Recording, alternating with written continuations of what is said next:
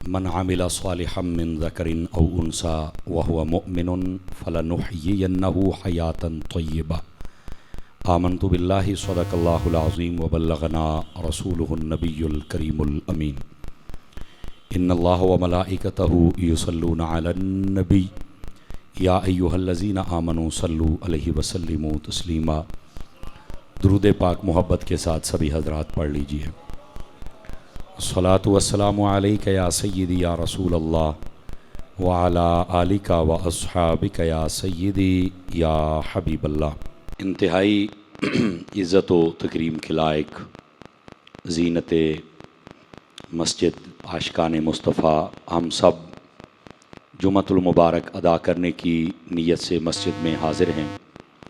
मेरी दुआ है खालिक़ कायनात हम सब का हाज़िर होना अपनी बारगाह अक़दस व अनवर में क़बूल व मंजूर फ़रमाए।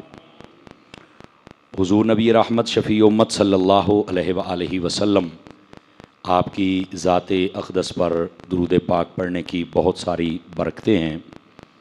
चुनाचे नबी रहमत सल्लल्लाहु अलैहि वसल्लम आपने इरशाद फ़रमाया, जो बंदा मेरी ज़ात पर जितना ज़्यादा दुरूद पाक पढ़ेगा कल बरोज़े क़यामत वो बंदा उतना ज़्यादा मेरे नज़दीक होगा। इस वास्ते कसरत मोहब्बत और शौक़ के साथ दुरूद पाक पढ़ा कीजिए। अल्लाह ताला हम सब को अमल की तौफ़ीक अता फ़रमाए। अज़ीज़ान मुकर्रम, जो मैंने आयत तय्यबा पढ़ी है उसमें अल्लाह रब्बुल इज़्ज़त ने इरशाद फ़रमाया, मन आमिला सालिहम मिन ज़करिन औ उन्सा, फ़रमाया कि जो भी नेक आमाल करें वो मर्द हों या औरत हो, यानी कोई भी हो, फलनुहयियन्नहु हयातन तय्यबा, फ़रमाया कि हम उनको पाकीज़ा ज़िंदगी अता फ़रमाते हैं। अब ये जो फ़रमाया कि जो भी नेक आमाल करें हम उनको पाकीज़ा ज़िंदगी अता करते हैं, तो उलमा फ़रमाते इसमें सबसे पहले ईमान शर्त है। जब तक बंदा ईमान कबूल न करे और ईमान और अकीदा दुरुस्त न हो तो उस वक्त तक कोई अमल भी उस बंदे को फ़ायदा दे सकता नहीं। यही वजह है कि बसा औक़ात बहुत सारे ऐसे गैर मुस्लिम और काफिर NGOs होती हैं जो बज़ाहिर बड़ा अच्छा काम, बज़ाहिर वो यतीमों की खिदमत कर रहे हैं, मकान बना के दे रहे हैं और बड़ा कहते हैं हम इंसानियत की खिदमत कर रहे हैं, लेकिन उनको अजर इसलिए नहीं मिल सकता। दुनिया में सब कुछ मिलेगा लेकिन आखिरत के लिए उनका कोई हिस्सा नहीं। क्यों कि ये ऐसे ही है कि जैसे मकान को खोलना हो तो पहले ताले की चाबी ज़रूरी है, ऐसे ही जन्नत में जाना हो तो पहले कलमे की चाबी ज़रूरी है। तो उनके पास जब ईमान नहीं होता तो वो जो मर्ज़ी करते रहें तो इस चीज़ का उन्हें सवाब मिल सकता नहीं। तो इस वास्ते जब तक आदमी का ईमान और अकीदा दुरुस्त ना हो उस वक्त तक किसी अमल का भी सवाब नहीं मिलता। आपने ईमान और अकीदे को दुरुस्त रखना चाहिए, ये पहली बात। दूसरी बात यह है कि ईमान और अकीदा जब दुरुस्त हो जाए तो उसके बाद बंदे को नेक आमाल करने चाहिए। बस औक़ात हमारे लोग गाफिल हो जाते हैं और कई समझाने वाले भी ऐसे आ गए जिन्होंने कहा बस अकीदा ठीक कर लो बाकी खैर है। बाकी खैर नहीं, अकीदा ठीक होने के बाद हमें अपने आमाल की दुरुस्तगी करते रहना चाहिए। लेकिन इसमें बात सिर्फ इतनी है कि हमें अपनी कोशिश करनी है और वो मालिक है, वो कबूल कर ले तब भी मालिक है, ना कबूल करे तब भी मालिक है। बल्कि सूफियाना तालीम ये है, वो कहते हैं कि हमारा जहन ये होना चाहिए कि अल्लाह हमें तौफीक देता ही उस वक्त है कि जब उसने हमारी नमाज कबूल करनी होती है, तो फिर वो अपनी बारगाह में झुकने के लिए हमें तौफीक बख्शता है। तो यानी हुस्ने ज़न रख कर कि अल्लाह हमारी इबादत कबूल करेगा, फिर अपने रब की इबादत करनी चाहिए। बात आपकी खिदमत में ये इसलिए अर्ज़ कर रहा हूँ कि ये कहना कि जनाब हम अगर ईमान कबूल कर लिया और आमाल ना भी करें तो मसला चल जाएगा, ये बात गलत है। आप देखें नबी पाक अलैहिस्सलाम आपकी जो बिअसत है, आपकी जलवागरी है, अगर उसके मकसद को देखा जाए तो मकसद भी ये है कि आपने आकर जहां पर लोगों के अकीदों को दुरुस्त किया वहां पर नबी पाक अलैहिस्सलाम ने लोगों के आमाल को भी दुरुस्त फरमाया है। तो इस वास्ते नेक आमाल और सालिह आमाल ये इंसान के पास होना बहुत ज़रूरी है। बुज़ुर्ग फरमाते हैं कि इसकी मिसाल ऐसे ही है, जब बंदा ईमान कबूल कर ले तो समझ लें एक दरख्त था जो हरा भरा हो गया है। ये ईमान की मिसाल है, दरख्त है हरा भरा हो गया है, लेकिन अगर वो नेक आमाल करे तो समझो उस दरख्त पे फल भी लग गया है? तो हरा भरा दरख्त अगर अच्छा लगता है तो फलदार दरख्त और अच्छा लगता है। तो इस वास्ते ईमान की दौलत भी होनी चाहिए और साथ में नेक आमाल की जो दौलत है वो भी हमारे पास होनी चाहिए, और इसमें बिल्कुल सुस्ती नहीं करनी चाहिए। चूंकि नबी पाक सल्लल्लाहु अलैहि वसल्लम की मुबारक सीरत पाक अगर आप उसको देख लें और सहाबा इकराम और अहले बैत अतार की सीरत को देख लें तो उन्होंने अपनी ज़िंदगी अमल वाली ज़िंदगी गुजारी है और कभी भी जो गफलत है उसको अपने करीब नहीं आने दिया। नबी पाक अलैहिस्सलाम इतनी इबादत फरमाते थे कि आपकी मुबारक पिंडलियाँ सूज जाया करती थी। तो रहमत आलम अलैहिस्सलाम से हज़रत उम्मुल मोमिनीन अम्मा आयशा सिद्दीक़ा तय्यबा ताहिरा रज़ियल्लाहु ताला अन्हा उन्होंने कहा कि हुज़ूर आप थोड़ा आराम कर लिया करें। तो आपने फरमाया क्या मैं गाफिलों की तरह सोया रहूं? हालांकि नबी पाक अलैहिस्सलाम वो हैं कि जो मासूम हैं और इमामुल मासूमीन हैं, सैयदुल अंबिया हैं। मासूम वो होता है जो गुनाह कर ही नहीं सकता, और ये सिर्फ फरिश्ते और नबियों की जमात है, इनके अलावा कोई और मासूम नहीं होता। तो आप सारे नबियों के इमाम हैं, लेकिन इसके बावजूद आप इतना अमल फरमाते हैं कि आपकी मुबारक पिंडलियां सूज जाती हैं। लेकिन जब बताया जाए तो आप फरमाते हैं कि मैं गाफिल होकर नहीं सोना चाहता, मैं अपने रब की बारगाह में ये नेक अमाल करके अपने रब को राजी करना चाहता हूं। तो इस वास्ते हमें इस बात का एहसास रहना चाहिए कि हमें भी अपने रब की बारगाह के अंदर नेक आमाल बजा लाते रहना चाहिए, और ये इसकी मिसाल मैं पहले आपकी खिदमत में अर्ज कर चुका हूं। ये थी पहली बात इस आयत के तनाजुर में। अब दूसरी बात फरमाया कि जब कोई बंदा नेक आमाल करे, वो मुसलमान हो और फिर मर्द हो या औरत हो, कोई भी हो, फरमाया हम उसको पाकीज़ा जिंदगी अता करते हैं। आप पढ़े लिखे हजरात बैठे हैं, इस पाकीज़ा जिंदगी का क्या मतलब है? इस पाकीज़ा जिंदगी का एक मतलब यह है कि अल्लाह ताला उसे हलाल कमाने और खाने और खिलाने की तौफीक अता फरमा देता है। जो बंदा बामल होता है ना, वो कभी हरामकारी में मुब्तला नहीं होता। तो पाकीज़ा जिंदगी का मतलब यह है कि जब कोई बंदा नेक अमाल करता है तो अल्लाह ताला उसकी इस्लाह फरमाता है, फिर वो हराम माल कमाने से बचता है। बल्कि बाद सूफिया ने यहां तक लिखा कि उसकी जो आंखें होती हैं वो भी हरामकारी से बचती हैं, उसके जो कदम होते हैं वो भी, और उसकी जबान भी, उसके कान भी।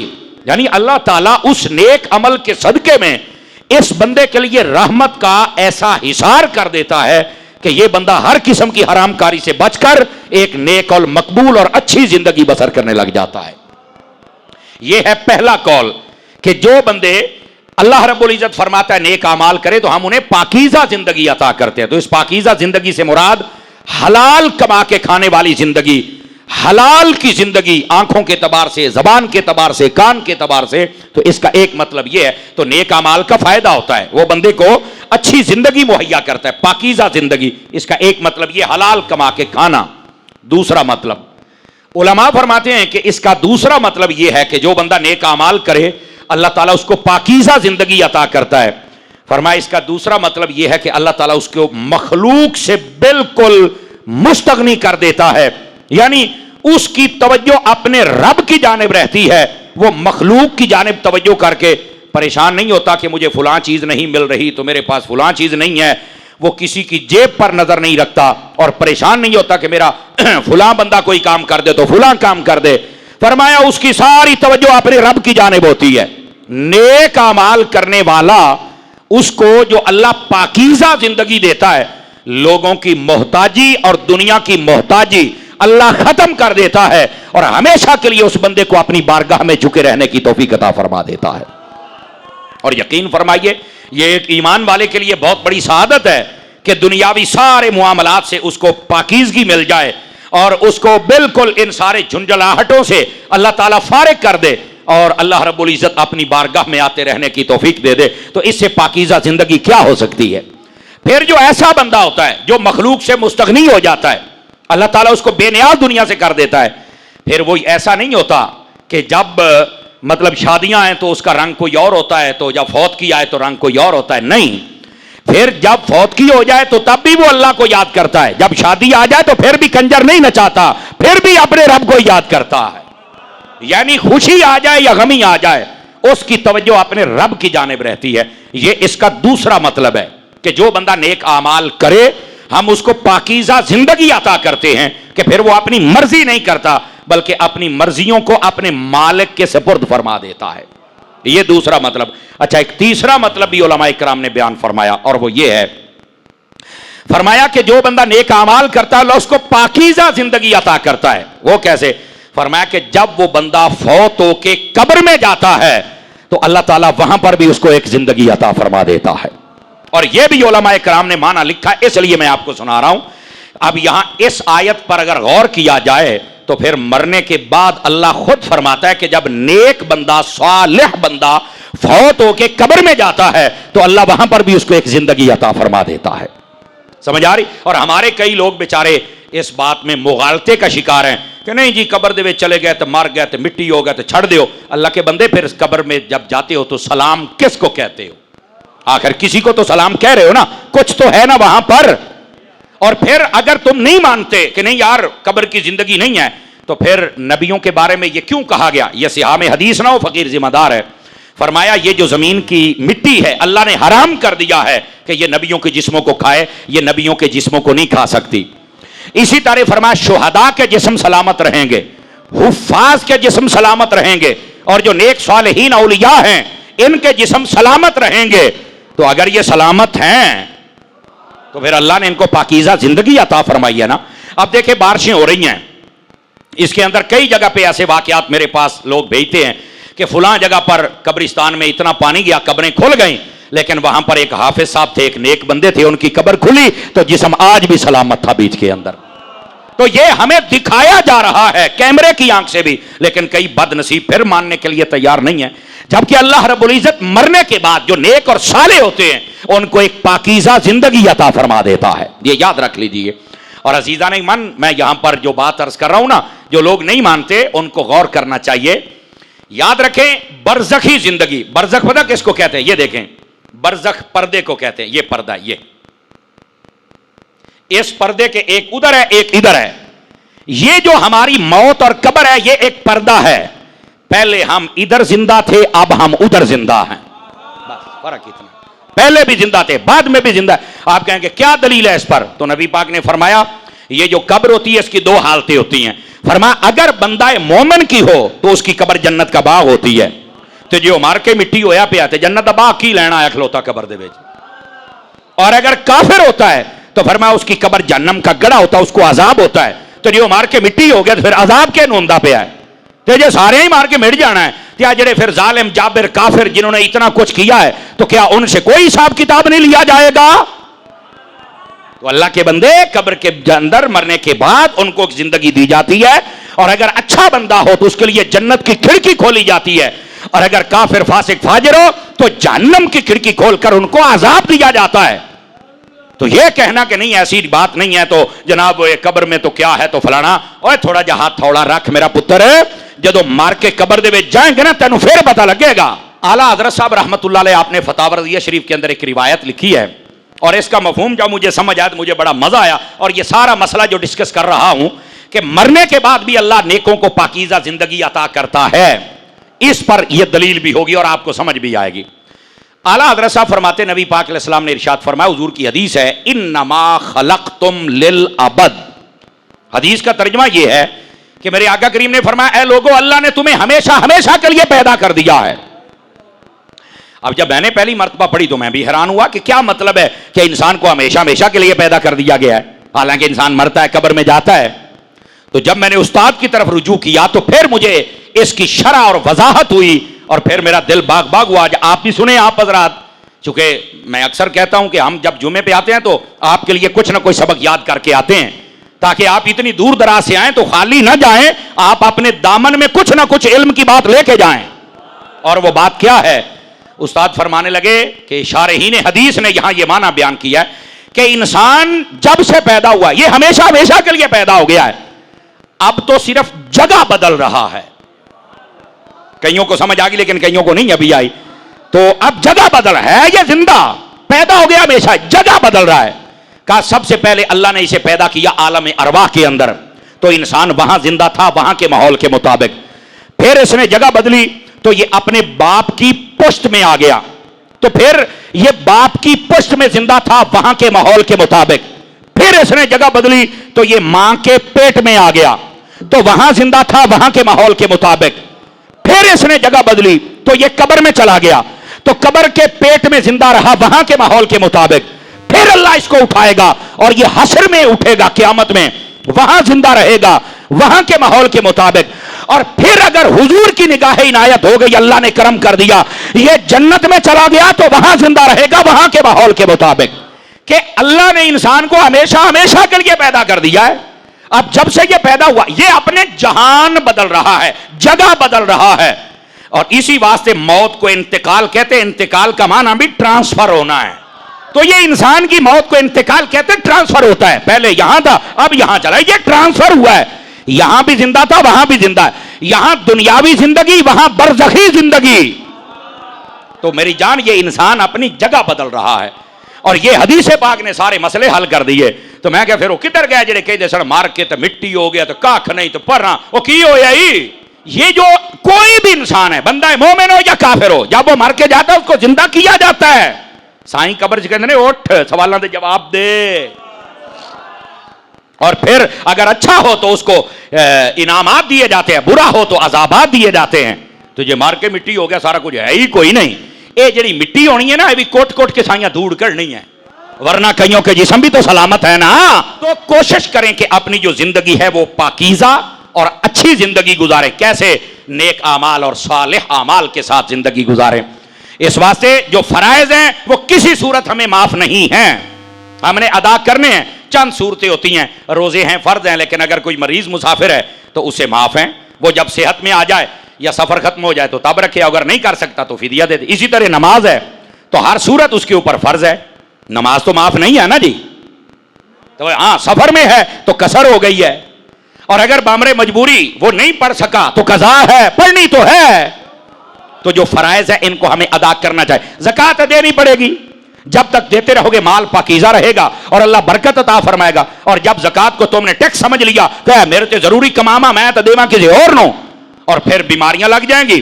वही बंदा जरा ज़कात नहीं दिंदा पे अपने उत्ते जनाब अली 2-2 लाख महीने दी दवाइयां दा लाई जाता है, उस कमले नूं पता ही नहीं भी जिदे देना उदे मैं देंदा ही नहीं पिया। और ये यकीन फरमाइए ये कुरान मजीद में बहुत सारे मकामात पर मौजूद है कि जो बंदा ज़कात देता है, मिस्कीनों को खाना खिलाता है, गरीबों को खाना खिलाता है, अल्लाह तबारक व तआला उसे बहुत सारे बलाओं और वबाओं से महफूज फरमाता है। सैयदी आला हज़रत साहब रहमतुल्लाह ताला अलैह इमाम अहमद रज़ा खान फाज़िल बरेलवी, जिनकी वजह से हमें बरेलवी कहा जाता है, हैं हम सुन्नी, लेकिन पहचान ये कि सुन्नी और भी बन गए जिन्होंने गड़बड़ की तो आला हज़रत ने गड़बड़ दूर कर छड़ी है, इस वास्ते हमें बरेलवी कहा जाता है। तो आला हज़रत इमाम आले सुन्नत से सवाल हुआ फतावा रज़िया शरीफ में, वो कहते हैं कि ये जो इमाम हुसैन के नाम की सबील लगाई जाती है और बुजुर्गों के नाम की, ये सबील पानी की, खाने की, चावलों की, क्या ये सबील लगानी चाहिए?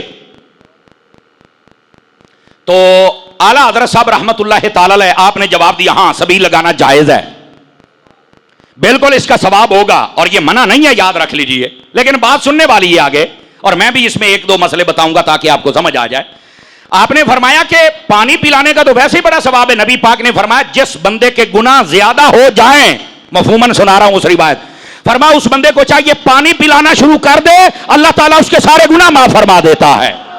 आगे फिर खाना खिलाने पर बाकायदा तौर पर हदीसें लिखी कि अगर तुम खाना खिलाओगे और फिर बुजुर्गों को इशारे सवाब कर दोगे तो खाना खिलाने का अपना सवाब है, यानी सबील लगाना भी जायज है, पानी पिलाना भी जायज है, इमाम हुसैन के नाम पर भी जायज है, और मुहर्रम में भी जायज है, और मुहर्रम के अलावा भी जायज है, और इसका सवाब होता है, मना ही कोई नहीं है।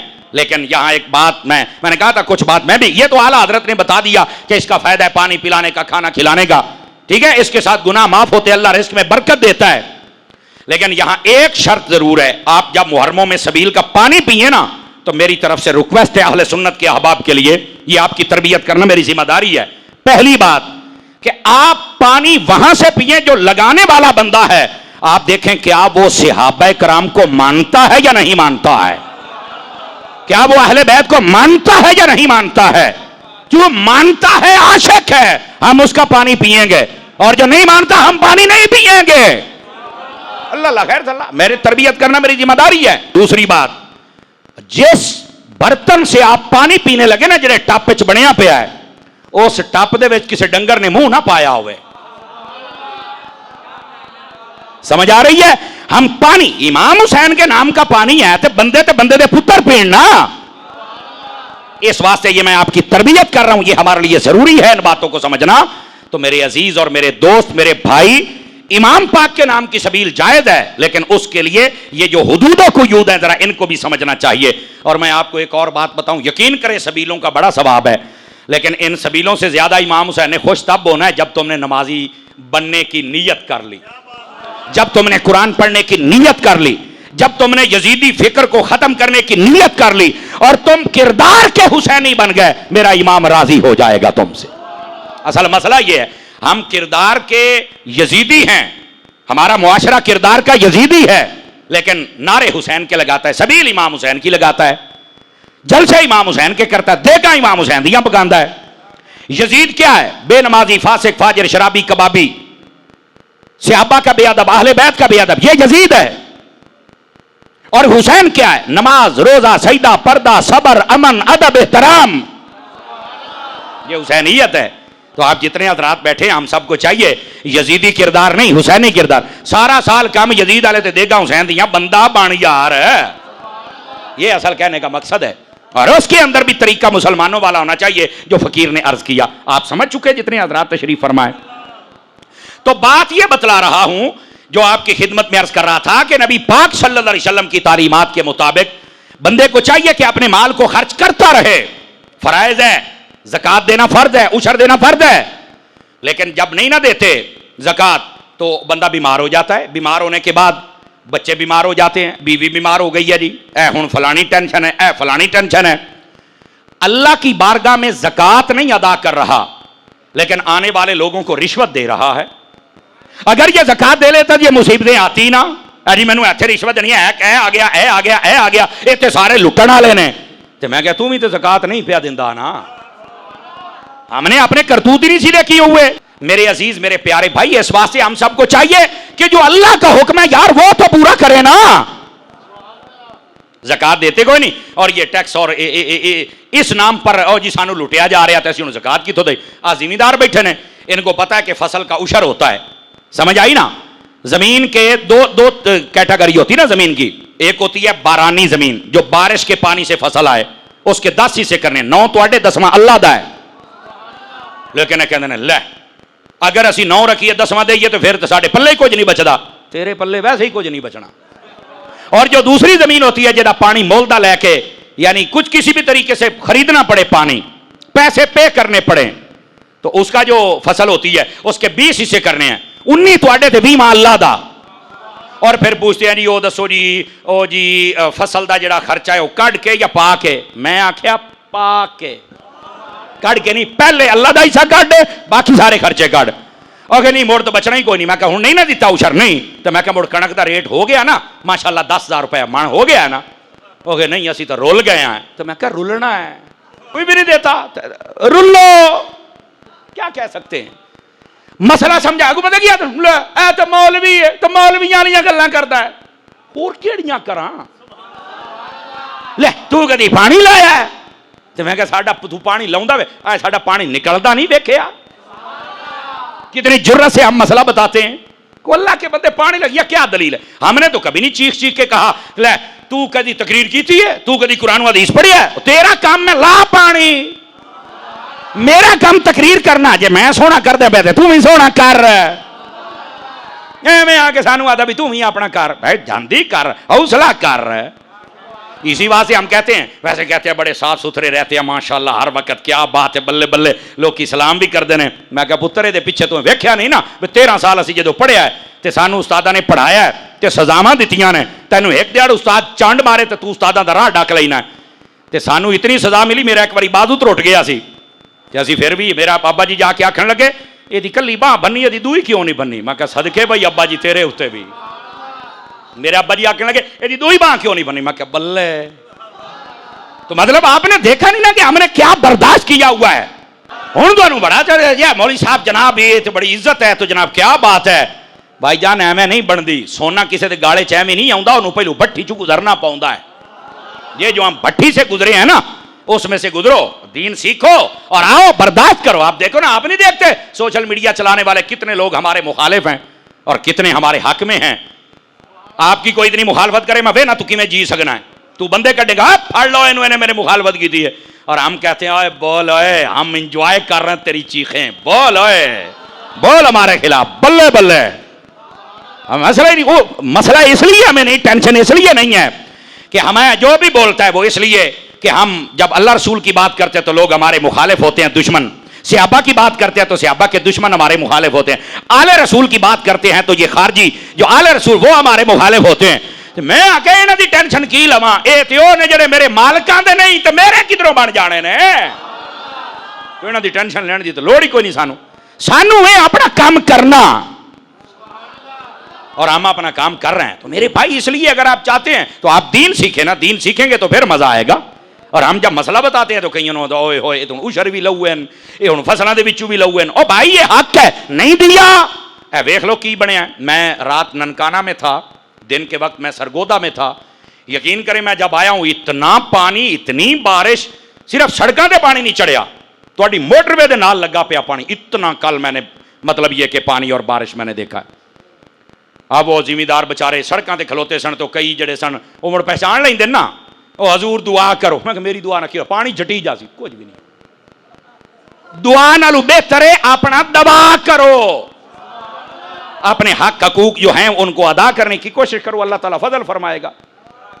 अब होता क्या, थोड़ा जा मीह आ जाए ना तो कई बंदे वीडियो बनाते हैं, जी साडा MP गंदा है, जी साडा MNA गंदा है, ओ जी बीबी मरियम नवाज ठीक कोई नहीं है। तो फला यार क्यों हुकूमत के खिलाफ, इस आफत का कोई मुकाबला कर सकता है?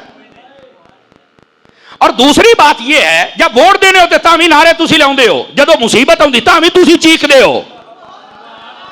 या तो उनको पहले बताया करो ना कि हमारे इलाके के सेम नाले आप साफ करवा दें और कोई बड़ी आफत आने से पहले पहले आप ये सारे रास्ते साफ करवा दें और लोगों को बताएं कि दरियाओं के अंदर ना जाएं और नदी नाला है और यहां पर या तो आप उनको पहले बताएं, बताते तो आप नहीं, उदो तो तुहानू नारे था मेरा लीडर है, हुण भुगे तो हुण तो लीडर याद आउंदा पिया।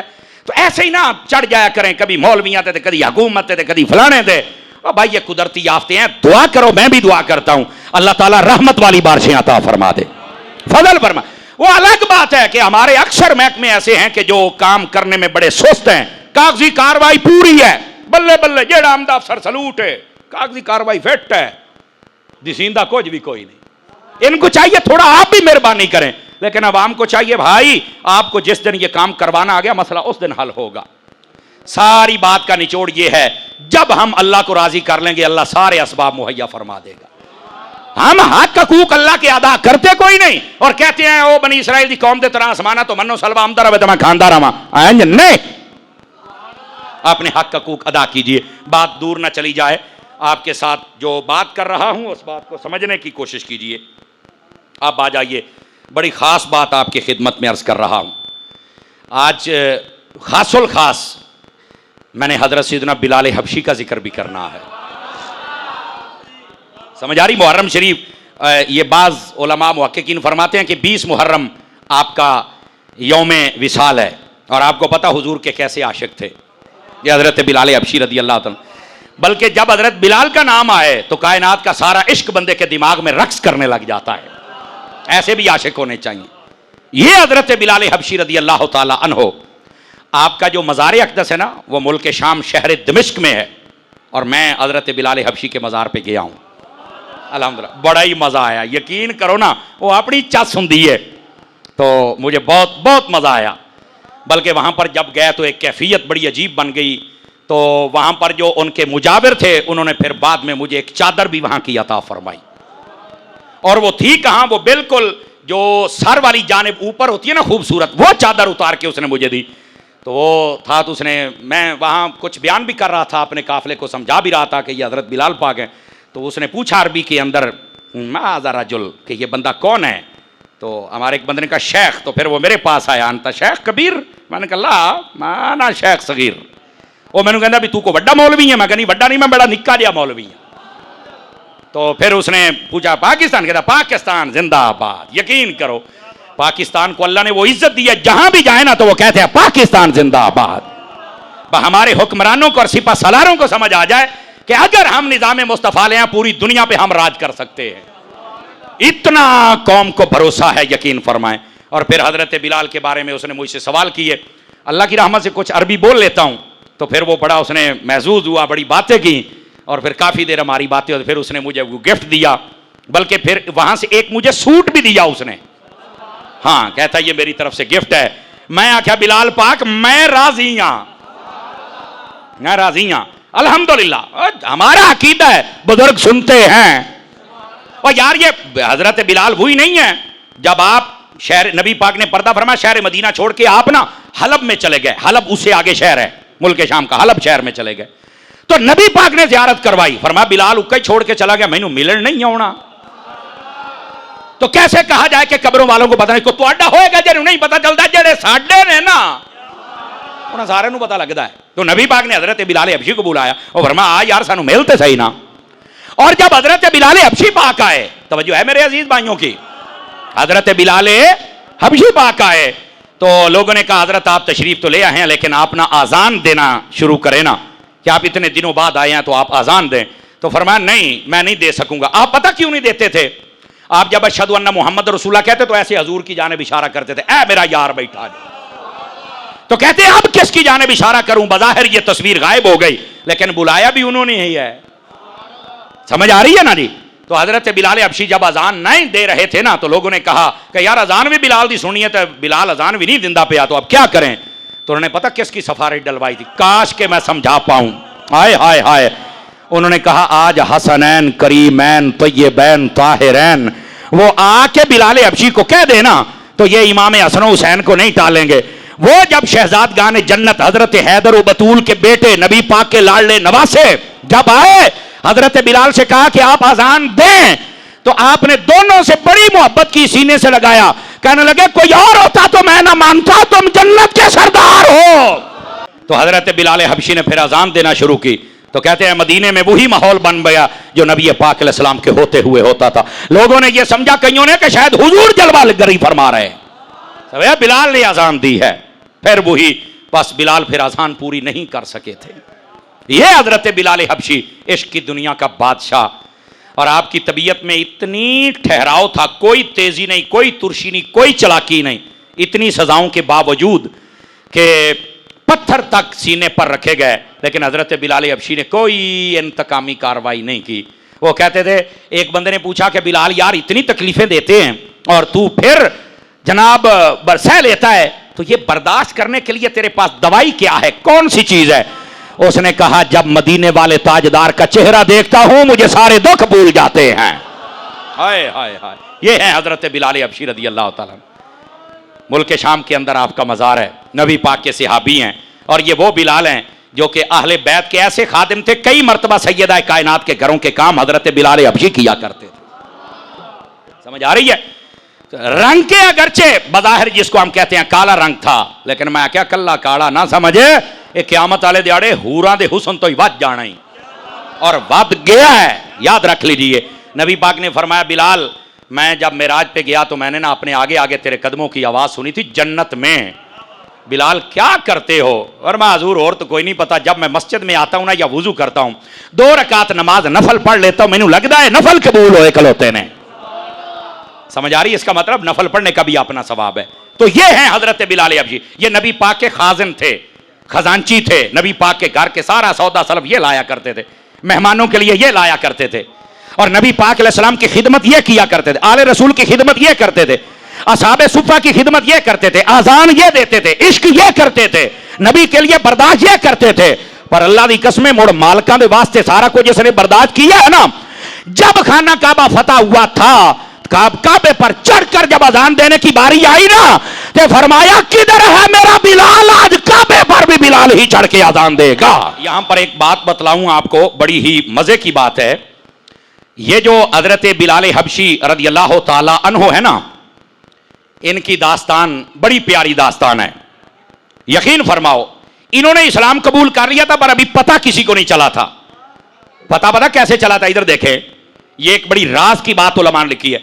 हजरत अम्मार बिन यासिर रज़ी अल्लाह ताला अन्हु नबी पाक के जलीलुल कद्र अजीमुल शान और कदीमुल इस्लाम सहाबी हैं, बहुत ही प्यारी हस्ती हैं। यकीन फरमाइए सहाबी सारे ही सोने ने, पर अम्मार अम्मार है, ऐसी लाजवाब हस्ती हैं। ये हजरत अम्मार बिन यासिर जो कदीमुल इस्लाम है, इनकी वालदा थी जो इस्लाम की पहली शहीदा खातून ठहरी थी। बड़ी तकलीफें इन्होंने बर्दाश्त की, खुदा की कसम। और नबी पाक सल्लल्लाहु अलैहि वसल्लम ने हजरत अम्मार के बारे में फरमाया जन्नत जिन बंदों के लिए मुश्ताक है, इंतजार करती है कि मैं इसकी जियारत करूं। फरमाया अम्मार एक तुम हो जन्नत जिसका इंतजार करती है और मुश्ताक है तेरे दीदार के लिए। ये है हजरत अम्मार बिन यासिर रज़ियल्लाहु ताला अन्हु। ये हजरत अम्मार बिन यासिर ने जब कलमा पढ़ा ना, तो काफिरों ने इनको पकड़कर, हर कलमा पढ़ने वाले को पकड़ के मारा जाता था। तो इनको जब मारने लगे तो ये जो उमैया बिन खलफ था ना, इसने हजरत बिलाल को बुलाया। ये उनके गुलाम थे उस वक्त, और कहते हैं सोटा फाड़ते अनु मार। हजरत बिलाल नु कहने लगे, बिलाल ने आख्या मैं नहीं मारदा। हजरत बिलाल के बारे में पता है उस वक्त उन्हें कहा तू क्यों नहीं मारदा? उन्हें कहा इसकी जुर्म क्या है? कह रहे अम्मार ने कलमा पढ़ लिया है मुस्तफा जाने रहमत का, इसलिए हम इसको मारेंगे। तो तू मारना, तू नौकर है, पहले तू मार, जो थकेंगा मुड़ दू आएगा। उन्हें आख्या मुड़ मेरा जवाब है मैं काम नहीं करना। क्यों? उन्हें आख्या जेदा कलमा इन्हें पढ़िया है उसे मुहम्मद का कलमा मैं भी पढ़ लिया होया है। उस वक्त लोगों को पता है अच्छा बिलाल ने भी कलमा पढ़ लिया है, तो साथ में हजरत बिलाल को भी फिर सजाएं देना शुरू होगा। और ये हजरत बिलाल हबशी रज़ियल्लाहु ताला अन्हु, आप वो हैं, इनकी शान में हजरत अम्मार बिन यासिर ने फिर एक कसीदा लिखा था अरबी के अंदर। कसीदा समझ आ रही है? और ये सीरतुन नबविया हिलियतुल औलिया के अंदर ये उनका जो कसीदा है ना वो मौजूद है। अशार लिखे, और अशार में हजरत बिलाल हबशी की शान को लिखा हजरत अम्मार बिन यासिर जैसे सहाबी ने। ये हजरत बिलाल हबशी रज़ियल्लाहु अन्हु का मकाम है। और जब आपको हजरत अबू बकर सिद्दीक ने खरीद कर आजाद किया ना, तो नबी पाक के पास लेके आया। वाकया बहुत लंबा है, चस दी गल सुनावा ताकि चस आ जाए। तो नबी पाक ने जब देखा ना बिलाल को, तो हुजूर रोने लग पड़े और कहने लगे यार अबू बकर जदों तू खरीदन गया सी तो कुछ पैसे मुझसे भी ले लेते ताकि मैं भी इसको खरीदने में शरीक हो जाता। अबू बकर सिद्दीक रो पड़े, कहने लगे आका क्या मैं और मेरा माल आपका नहीं है? आप क्यों ये कहते हैं? आप क्या समझते कि अबू बकर ने खरीदा है? हजूर मैं भी आपका, मेरा माल भी आपका, बिलाल को खरीदा भी आपने ही है। और अगली बात सुनने वाली है, यहां मौलाना रूम ने एक बात कही है आपको तड़पा के रख देगी, वजद आएगा आपकी तबीयत को। मौलाना रूम कहते हैं हजरत सिद्दीक अकबर ने वहां पर पता क्या कहा था? या रसूल अल्लाह हम आपको शरीक नहीं समझते। तो हुजूर ने फरमाया शरीक क्यों नहीं समझते? कहा हुजूर शरीक आधे का मालिक होता है, आप तो कुल के मालिक है ना, हम आपको शरीक नहीं समझते। क्या समझो? कहा हम आपको हबीब समझते हैं, और हबीब कुल के मालिक। और यही आला हजरत ने फरमाया मैं तो मालिक ही कहूंगा कि हो मालिक के हबीब, यानी महबूब मुहिब में नहीं मेरा तेरा। यानी महबूब और मुहिब की बात आ जाए तो फिर की तेरा तो की मेरा, सारा ही तेरा है। तो फरमाया हुजूर ये हर चीज आपकी है। अब समझ आ रही है आप सभी हजरात को? गिरामी कदर हजरात, ये हजरत बिलाल हबशी रज़ियल्लाहु ताला, अल्लाह उनके मज़ार पर करोड़ों रहमतों का नुज़ूल फरमाए।